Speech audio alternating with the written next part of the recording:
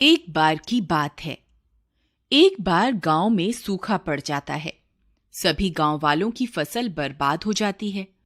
सब लोग बहुत परेशान हो जाते हैं कि अब क्या करें। अरे भाई भीमा, अब की बार तो बहुत ज्यादा सूखा पड़ गया। सारी फसल ही बर्बाद हो गई। मैं तो बहुत कर्जे में आ गया हूं।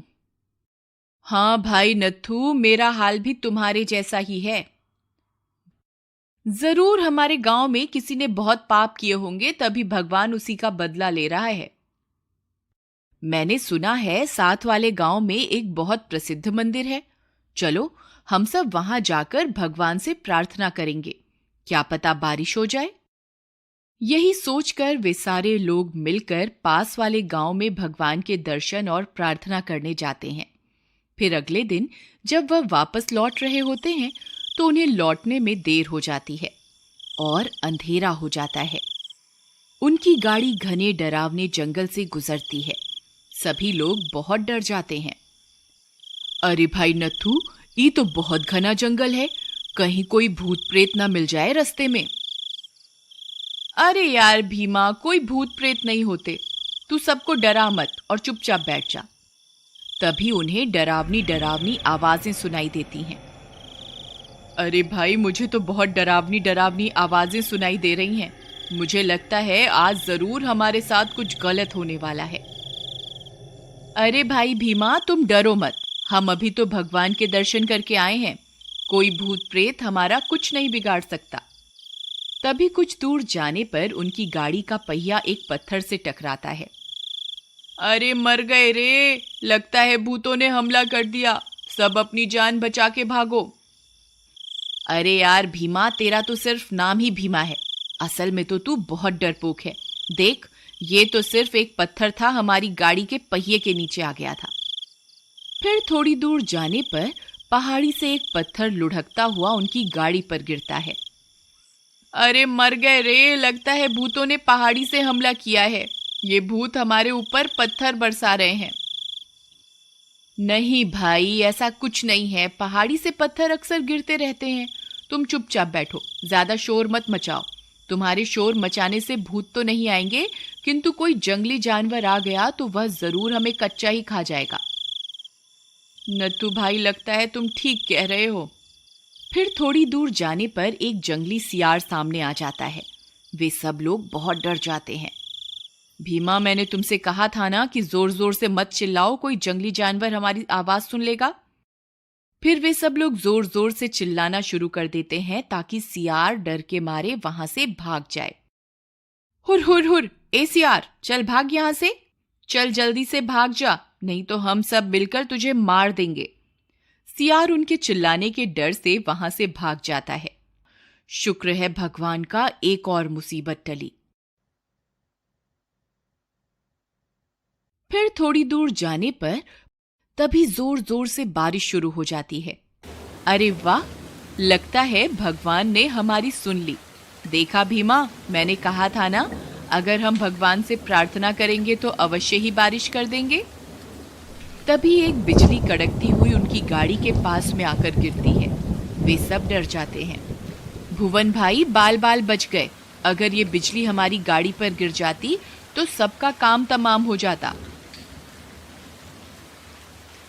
थोड़ी सी आगे बढ़ने पर फिर से कड़कती हुई बिजली उनकी गाड़ी के बिल्कुल नजदीक गिरती है। अरे मर गए रे, बाल बाल बच गए। भुवन भाई, लगता है भगवान कुछ ज्यादा ही प्रसन्न हो गए जो इतनी ज्यादा बारिश कर रहे हैं और साथ में कड़कती बिजली मुफ्त में बरसा रहे हैं। भीमा भाई, मुझे लगता है आज हमारे में से किसी की जिंदगी का आखिरी दिन है। तभी हर थोड़ी दूर जाने पर हमारे साथ कोई ना कोई हादसा हो रहा है। तभी एक और बिजली उनकी गाड़ी के पास आकर गिरती है। हे भगवान, मैंने तो कोई पाप नहीं किया, मुझे छोड़ दो। चाहे तो इन सबको अपने पास बुला लो। मुझे लगता है आज हम में से किसी की मौत पक्की है। अगर हमने उस व्यक्ति को इस गाड़ी से नहीं उतारा तो सबकी मौत पक्की है। भाई, तुम बात तो सही कह रहे हो, लेकिन ये कैसे पता चलेगा कि किसकी वजह से ये सब हो रहा है। एक काम करते हैं, सभी बारी बारी से उस गाड़ी से उतरेंगे और सामने जो पेड़ लगा है उसे हाथ लगाकर वापस आएंगे। अगर उसकी मौत पक्की होगी तो बिजली अवश्य ही उसके ऊपर गिरेगी और बाकी सब बच जाएंगे। ठीक है भाई, लेकिन पहले तुम जाओ, मैं बाद में आऊंगा। फिर वह आपस में तय करते हैं कि कौन पहले जाएगा और कौन बाद में। सबसे पहले भुवन जाता है। हे भगवान, मैंने तो जिंदगी में कोई पाप नहीं किया, कृपा करके मुझे छोड़ दो, मेरे ऊपर बिजली मत गिराना। अगर मैं बच गया तो 100 रुपए का प्रसाद चढ़ाऊंगा।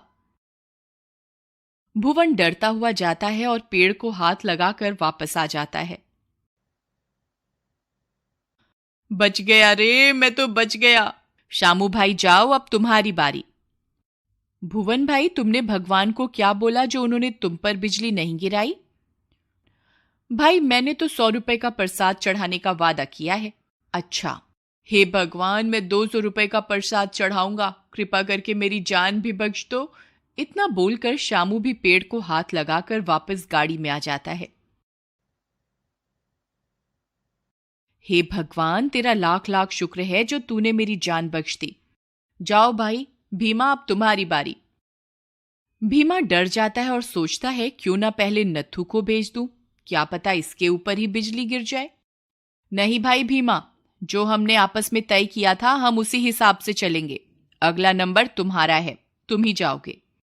भीमा डरते हुए, हे भगवान मेरी जान बख्श दो, मैं 500 रुपए का प्रसाद चढ़ाऊंगा, बस किसी तरह मेरी जान बख्श दो। भीमा भी उस पेड़ को हाथ लगाता है और कुछ नहीं होता और वह खुशी खुशी वापस आ जाता है। अरे भाई, मैं भी बच गया। अब सिर्फ नत्थू ही बचा था। सबको लग रहा था यही है जिसकी वजह से आज हम सब फंस गए हैं। नत्थू यह सोचकर उदास हो जाता है कि उसकी वजह से सबकी जान आज जोखिम में पड़ गई। वह पेड़ को हाथ लगाने के लिए चल देता है। हे भगवान, मैंने अपनी जिंदगी में कोई बुरा काम नहीं किया है, हमेशा मेहनत से रोजी रोटी कमाई है, कभी किसी के साथ कोई बुरा नहीं किया, कभी कोई छल कपट नहीं किया। अगर फिर भी मुझसे कोई भूल हो गई हो तो उसके लिए मुझे क्षमा करना। बस इतनी सी विनती है कि मेरे परिवार की रक्षा करना। मैं अपनी जान देने के लिए तैयार हूं, आप मुझ पर बिजली गिरा दो, मैं अपनी मृत्यु स्वीकार करता हूं। यह बोलकर वह पेड़ के पास पहुंच जाता है। गाड़ी में बैठे बाकी लोग बहुत खुश होते हैं, उन्हें लगता है कि वे सब बच गए।